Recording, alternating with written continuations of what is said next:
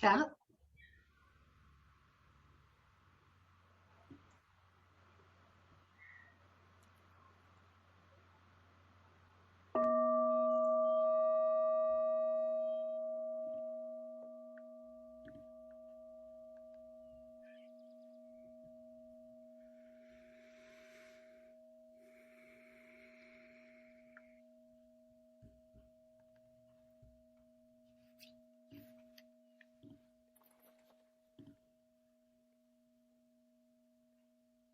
Hello and welcome. Welcome to the Chaplaincy Institute of Maine, otherwise known as ChIME, worship service. ChIME is a 2-year interfaith program for students seeking to deepen their spiritual growth and practice and/or seeking ordination as interfaith ministers. Each student is a member of a class cohort that meets once a week, either face-to-face or virtually, beginning in September and ending in June. My name is Kat Black, and I'm a second-year ChIME student. With me today, offering this service, are 2 first-year students, Ritu Esbjorn and Bessette. We're so glad you've decided to join us today on this beautiful day in New England. A note about Zoom etiquette. Please keep yourself muted at all times unless invited to speak. This cuts down on background noise. Your mute button can be found in the lower left-hand corner of your screen. It looks like a microphone. During the service, we recommend that you put yourself or your screen on speaker view, which you can do by going to the top right-hand corner of the screen. Let me just do that right now for myself. Let's see. Okay. All right.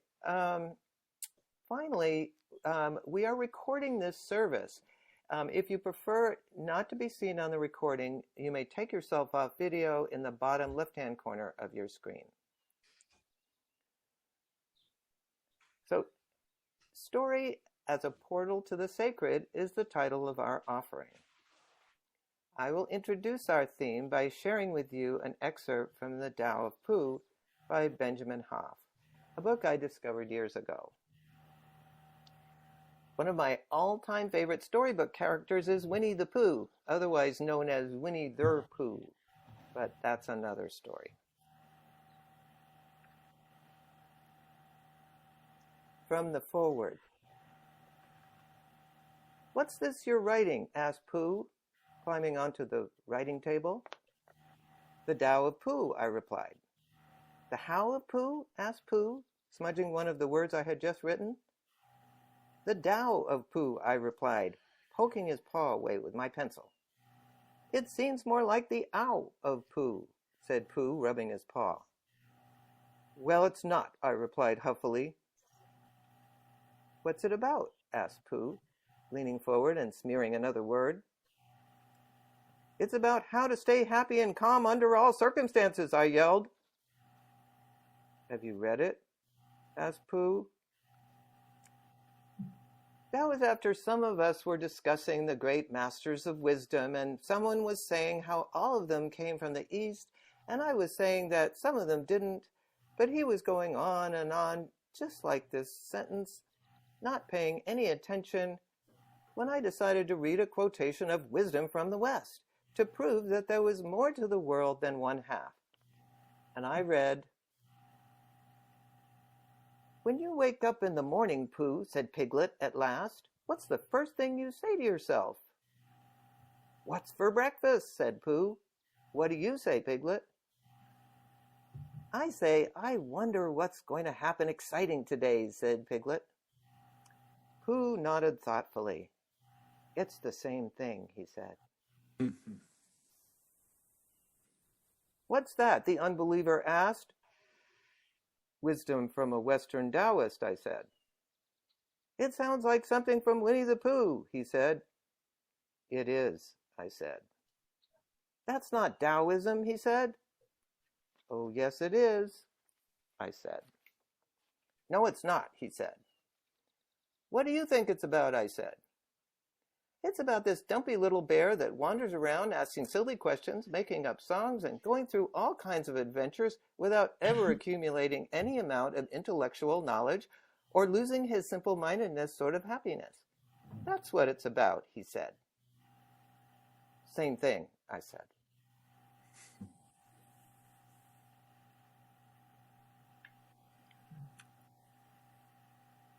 So now I'm going to hand it off to Ritu. Good morning. I'm happy to be here this morning with all of you, and I'm going to read Miss Rumphius. It's Story and Pictures by Barbara Cooney. First of all, I wanted to read a short quote by C.S. Lewis. He said, "A children's story that can only be enjoyed by children is not a good children's story in the slightest." So we are going to join Miss Rumphius. The Lupin Lady lives in a small house overlooking the sea.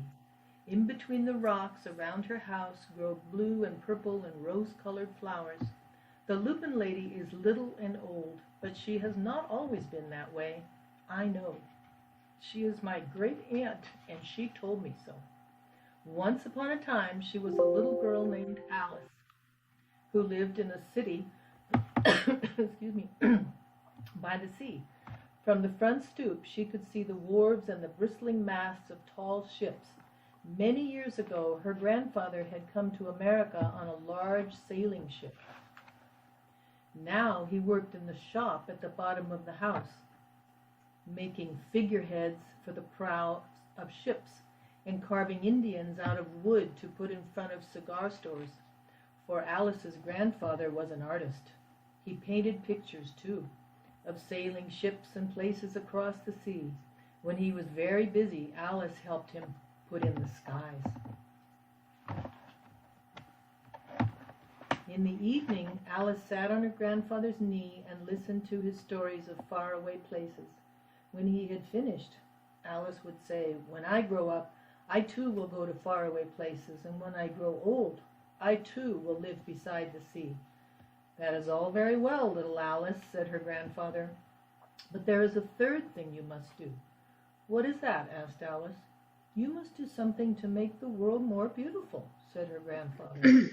"All right," said Alice, but she did not know what that could be. In the meantime, Alice got up and washed her face and ate porridge for breakfast. She went to school and came home and did her homework, and pretty soon she was grown up. Then Alice set out to do those three things. So she moved to another city far away from the sea and left home and worked in a library. Now she was called Miss Rumphius. Some of the books she spoke of were of faraway places. Sometimes she went to a conservatory in the park. On a cold winter day, she would think it was almost like a tropical isle. Eventually, she did go to tropical isles, and she walked on tropical beaches. She also climbed tall mountains and saw jungles and deserts. And one day, when she was in the desert, she was getting off a camel and she hurt her back. So she thought to herself, maybe it's time for me to go find my place by the sea, and so she did. She found her home and she watched the sun rise and sparkle on the water, and she was very happy. And when she got there, she planted a few seeds in the rocks, and then she let them gestate.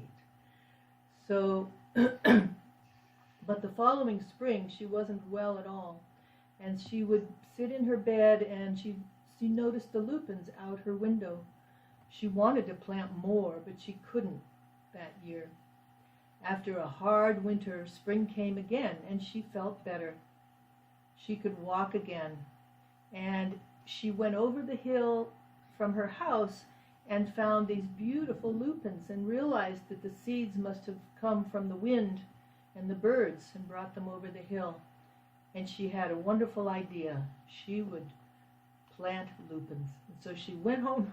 She ordered 5 bushels of lupin seeds from the best seed seller. All summer long, she walked and spread seeds, and she didn't have any more back pain. And she spread them everywhere, along the road and behind the school and the church, and now she was called that crazy old lady. But the next spring, lupins were everywhere. Miss Rumphius had done the third and most beautiful thing of all, the most difficult thing of making beauty in the world. My great-aunt Alice, Miss Rumphius, is very old now. Her hair is very white.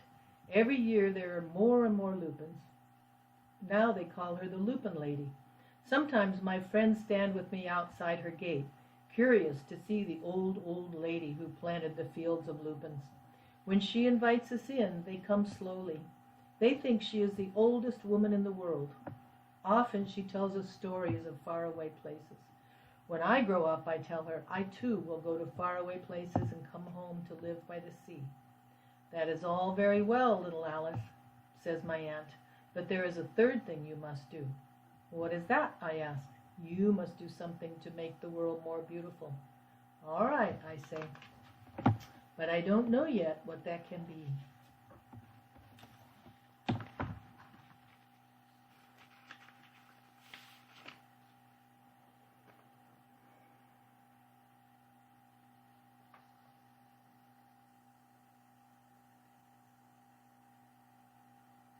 So now we're going to have Tree do a reflection.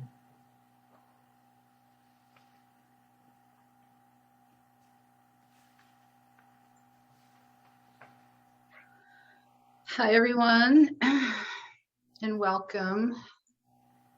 Thank you so much for joining us today. And thank you, Ritu, for sharing that beautiful story, and Mrs. Rumphius also. Thank you. So I want to share with you a reflection that I have around story as being a portal to the sacred. Ms. Rumphius, she never married, Ms. Rumphius. This lovely story by Barbara Cooney is a Maine classic. It's based on the real life lupin lady. She did in fact spread lupin seeds along the coast of Maine decades ago. These tall, showy spires of white, purple, and blue lupins will be in full bloom shortly, if not already. Decorating the roadsides and fields with their grace and beauty, certainly making the world more beautiful. And yet, there's another side. Native lupins are pretty much extinct here in Maine. The lupins we see today are an invasive import. This species disrupts and displaces, and yet still remains beautiful. This story, like any good story, offers layers to ponder and learn from. Stories are containers for contradiction and complexity, those inherent aspects of life that can be challenging and messy to hold. Story offers the invitation to notice, to practice, to play in this world. Myths, parables, and stories are the foundations of all cultures, all traditions, and all religions. Story is how knowledge and wisdom is shared in community. It's how knowledge and wisdom is passed from one generation to the next. The gifted storyteller can bring us to a place of receptivity, and from there, tales are told and truth and meaning is woven in. Stories are great teachers in part because we don't expect them to be so. We enter to story from a place of relatively low expectation, a place of openness, a place of receptivity. We let our guard down. We listen with presence. We absorb. Beginner's mind, childlike innocence. There's written story in the form of fairy tales, myths, parables, epic poems, fantasy, history, comic books. And then, of course, the oral tradition of storytelling through prose, poetry, and song. Story is told through movement, dance, and art as well. No matter the method, the possibility of transformation is there. Story, in its magical way, through word or dance or song, ignites the imagination. It invites us to conjure images, to hear sounds, to smell smells, and to notice that felt sense of things in our bodies. It opens a portal to the realms beyond the ordinary, to the sacred, if you will. The ordinary sacred. I haven't always been so appreciative of the power of story, but recently I had the opportunity to witness the sublime mystery of story. There's a woman I met a few months back. She's much younger than her street-hardened body shows. At first glance, you might guess 40, but no, she's 23. Every once in a while, she stops by the Women's Center where I volunteer. Seems to happen only when things are really bad in her life. She's quiet, keeps to herself, and hardly ever talks to anyone. Her name is Julia. She showed up one of those bitter, cold January days here in Maine, the kind of day when even with all the proper layers on, that bitter, biting wind just cuts through everything. So cold that morning that I got an ice cream headache walking the 2 blocks to the Women's Drop-In Center where I hang out as a volunteer. She showed up that morning because it was so cold and things were bad and she was scared. She's proud and strong and independent. Did I mention she was scared? Scared, sacred. Ever notice how close those 2 words are? She lives with an abusive partner, has a drug habit, and works the streets. She's a beautiful, strong woman, and she's angry, and she's scared. She showed up, we fixed her some breakfast, turned up the heat in the dingy back bathroom where there's a shower, found some new to her clean clothes and a towel, and left her to enjoy this makeshift spa, at least for a while. In the meantime, another volunteer arrived at the center. She was getting ready for a reading-writing group that she occasionally offers. For a prompt, she was going to use a children's story. I looked around at the group that had gathered. 5 women, all from the streets of this tough neighborhood, all with tales of pain and anguish written on their face and their bodies. A children's story? That's all you got? It just didn't seem fitting. But one of the many things that I've come to learn during my first year at ChIME is that there's a whole lot that I don't know. So I put my lessons into action, quiet my mind, open my heart, be present, and listen. I settled in with the others, and out of the corner of my eye, I saw that Julia had joined the group, off to herself, but still there. Our storyteller began with a tale called The Rabbit Listened, a sweet tale about a young boy having a very sad day. All of his friends offer suggestions on how to fix the problem, how to make him feel better, but to no avail. In the end, one rather unsuspecting friend, a rabbit in fact, showed up and offered no advice, no suggestions, no plans. He just listened. And that was all this little boy needed. Such a sweet story. That rabbit, a real chaplain. The story ended and the others left the room onto the next project. It was just me and Julia. She seemed different, more open, softer. I felt different, softer, and more open. Something had shifted. We sat in silence, and after a while, Julia said, I wish I had a rabbit.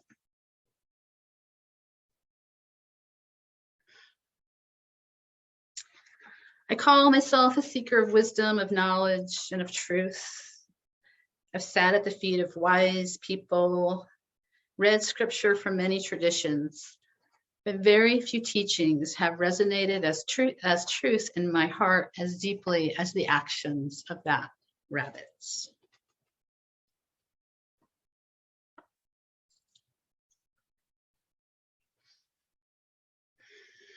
So I thank you for listening, thank you for your attention. And we're going to now invite you all to a few moments of stillness. I'm going to put some music on and just take some time, get comfortable, do what you need to do to be comfortable, and take a few deep breaths. Center and be comfortable. And we offer the invitation to, during this time of stillness, to reflect on stories or characters from a story, or some story that has opened a portal into the sacred for you. So yes, so just bear with me while I cue up some music here.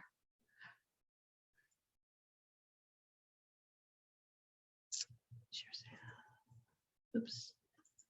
Share music.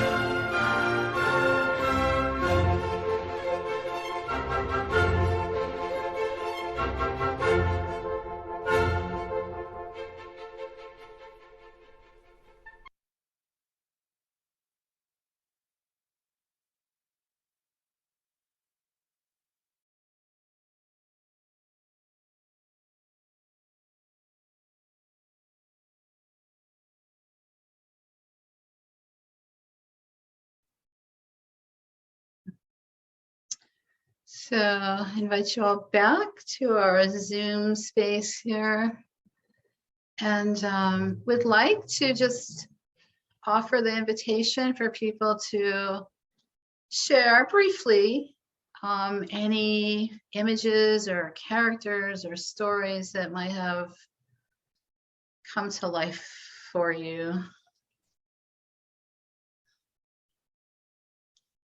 Or not, it's just an invitation.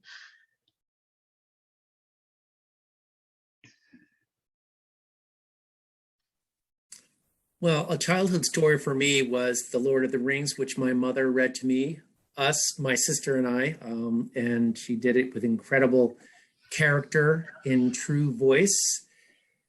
So we really felt like we had characters right with us in the bed with us, ranging from Bilbo to Frodo to Gandalf to Gollum. And of course, there was the magnificent ring that would, in a situation where they didn't feel safe, they would put the ring on and it would cloak them and make them invisible. And it had incredible powers, maybe too much power, to the point where they realized that the power was overtaking them as a person. And there's many more facets of what transpired after that. But I'll leave room for somebody else if they'd like to. Thank you, Chris. You're welcome. It was a great experience.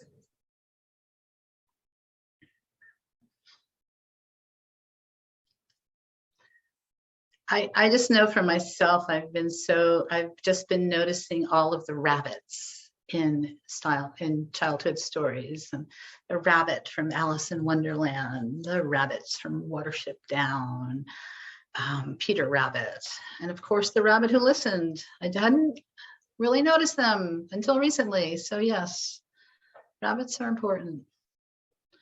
Powerful messengers, I think. Well, thank you for that. And I think we will now continue. Kat, do you want to introduce our next piece? Yep. So now we're going to have a musical piece. I think we can all agree that music is also a portal to the sacred. And since country music is known for its stories, we thought we would share a classic country music story song. All right. It go.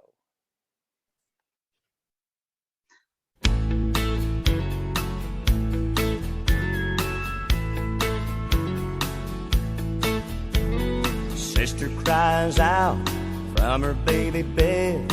Brother runs in, feathers on his head. Mama's in her room, learning how to sew. Daddy's drinking beer, listening to the radio. Hank Williams sings for Elijah and Dear John. And time marches on. Time marches on.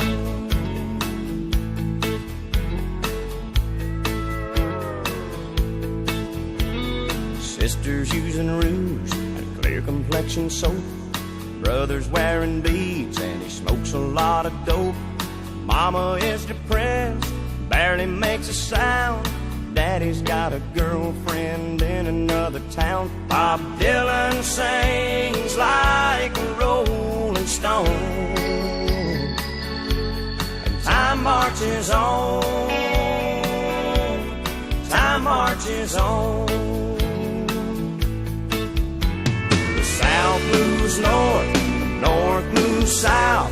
A star is born, a star burns out. The only thing that stays the same is everything changes, everything changes.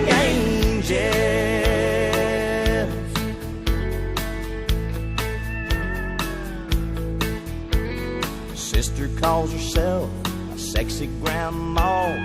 Brother's on a diet for high cholesterol. Mama's out of touch with reality. Daddy's in the ground beneath the maple tree as the angels sing an old Hank Williams song. Time marches on, time marches on, time marches on, time marches on, time marches on.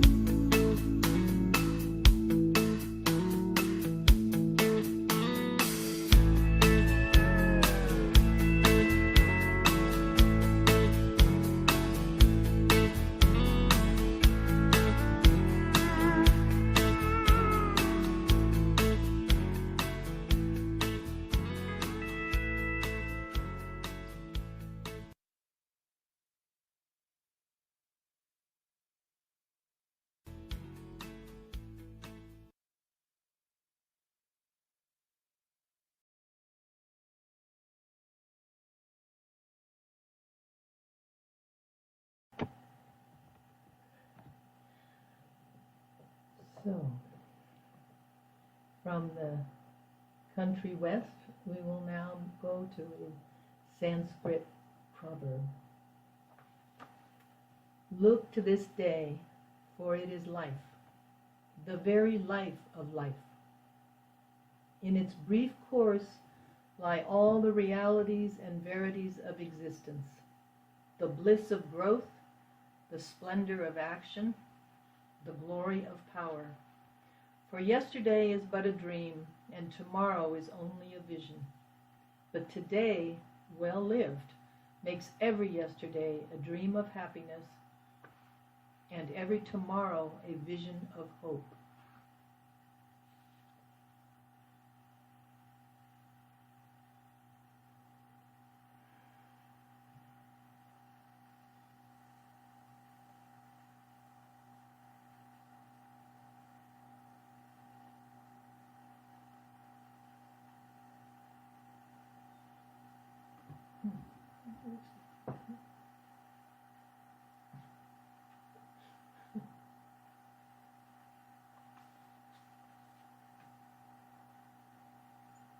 Okay, so we're going to close with some more of Beethoven's beautiful music, and just gratitude to everyone for being here and sharing the service with us. And we do want to, let's see, if you want to learn more about ChIME, there's going to be a slide coming up that'll show you how to do that. So let me just get that. And then,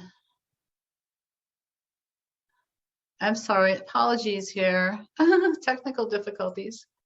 Okay, there's that. So yes, we are always, ChIME is always appreciative of any donations to help our community grow. If you're interested, you could mail a check here to the address, or you can go onto the website. And again, we'll be playing some music, but then we'll be hanging out for a little bit if anybody wants to join us to social for just to connect and say hello after. So enjoy the music.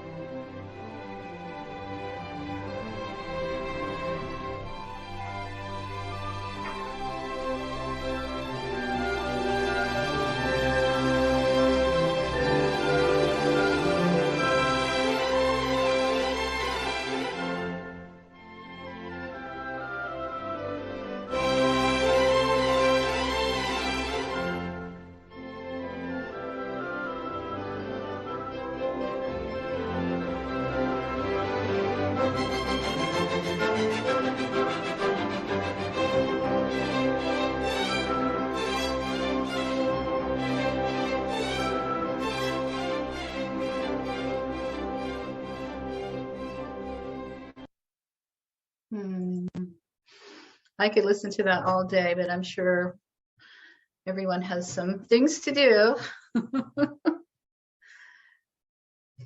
So thank you.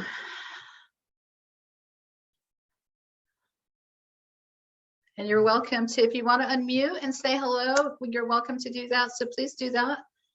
So there's somebody over there, Eric Emery. I wish we could see him so he could say hello. I'll take myself off mute, but I'll save everyone from me taking myself off video. But yeah, it was very nice. I liked it. It made me think that, stories are memories. So it doesn't necessarily make me think of a particular story, but the memories of people telling stories. So yeah, I thought it was very, very interesting. Thank you. It's my son. I do have children. As a mother, you're allowed to single him out. I know. I can do that. I gave him a heads up that I was going to do it, so that's okay. Thank you all. I mean, that was just so wonderful. The pictures were great. The stories were great. Thank you so much. What a beautiful service. It's so good to see everybody.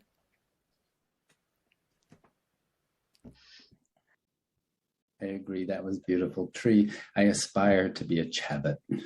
A Shabbat. I know. I just made up a new word. Shabbat. Loved it. Thank you all. Yeah, thank you, everyone. Really brought me back to the power of story. So it's a beautiful service.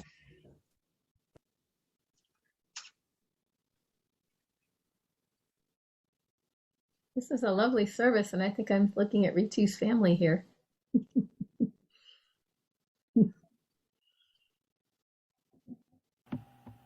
Yes, that's my family.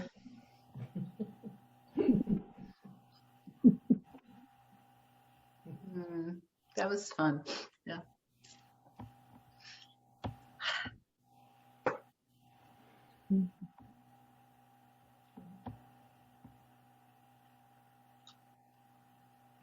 Hi.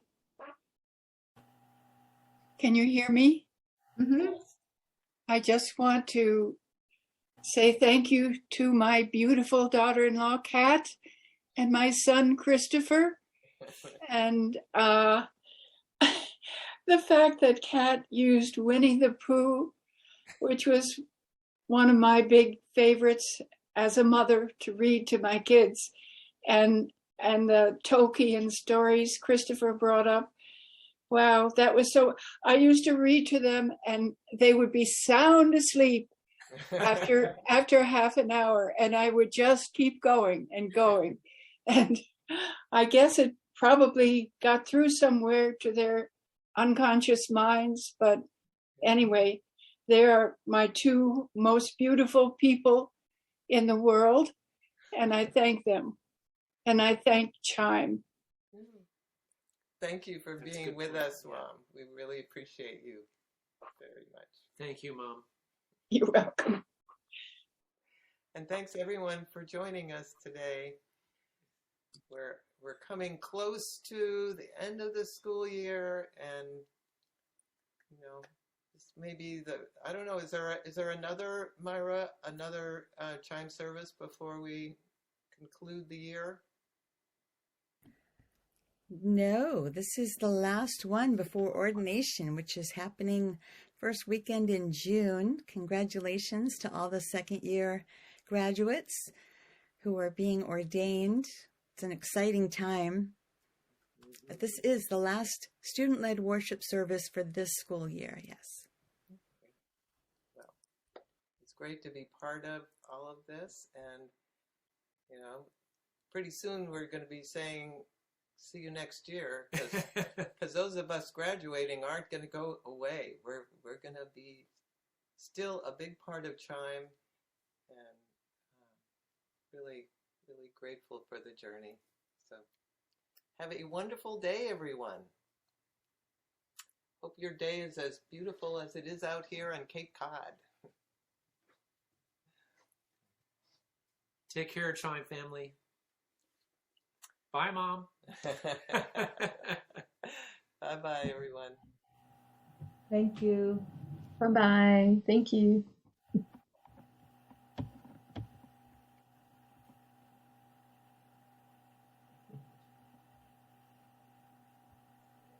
Should we, Myra, do you want us to hang on for a little bit? You're on mute. You're muted, Myra. Thank you, Ritu. Happens to all of us.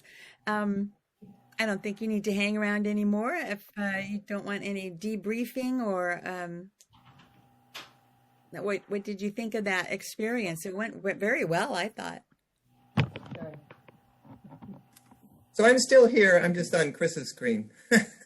Oh, I thought the end got clunky. It was like there was all this like empty space I didn't know what to do with. Oh, I thought it was okay, because it's good to have some quiet and some slow, and I thought it was totally fine. Yeah, it went good. Yeah. Oh, I thought. Yeah, it was. I think it would have been good we didn't talk about it, but to actually have a closing. I think you did great, Tree, jumping in, but we hadn't really talked about that, and I think it would have been good to plan that piece a little bit more. Yeah, that's what I meant. We didn't really have a wrap it up closing, like closure kind of thing. So yeah. Oh. Valuable lessons. Yeah. The way you learn, huh? Right. Until you do it, you don't really know how it's going to feel and land and everything.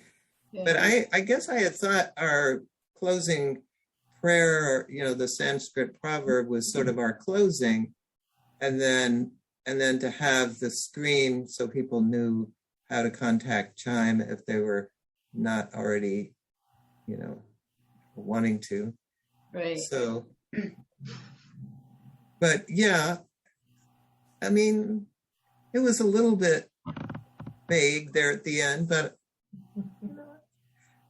I don't know. I guess I always feel like I like that phrase, not to let perfection be the enemy of the good. Oh, right. Yeah. And you really, little glitches here and there, or a stumble over a word, or a, space that you didn't expect, or I think they're all fine. They're all okay. Yeah. I invented a new word, chabit. I know. Yeah, maybe another slide at the end. I mean, Zoom is weird. You can't read body language as well. So for future reference, perhaps a final slide that says, thank you for coming. Right. We start up again in September. I should have said that, but hindsight is always 2020. Right. It's much easier. Hindsight's much easier than foresight. So just experience it, and learning and doing is the way to progress. Yeah, I mean, thank you, Tree, for doing all the technical stuff. That went really probably much better than it would have if I had tried it. So it was a lot easier than I thought, but it was kind of stressing me out in the beginning. But it worked okay. So yeah. It did work really well. Yeah. And even when you have to go back to a slide, people, are fine with it. Right. It's like, nobody expects everything to be like a professional thing that you would purchase somewhere. Right. No, it has that homegrown feel, which makes it feel good. Yeah. And people know us. It's a student-led service, so they know that there's a learning curve. And I just want to read to you a couple of these chat things that will bring up your spirits, I think. Ari says, "Thank you, everyone, for a beautiful service." And Hadley says, "Thank you for the service. Always appreciate the reminder of story." Nice. Yeah, nice. Yes, and so good that you had family there. I think you guys had more family than anybody so far. Yeah, we each had somebody. Who did you have? Who did you have, Ritu? Well, my one daughter with her 2 kids, my grandchildren, they were on. But my other daughter was also there, but she didn't have her picture on. Her name is Priya Sowerby, but she was watching in California. She got up early.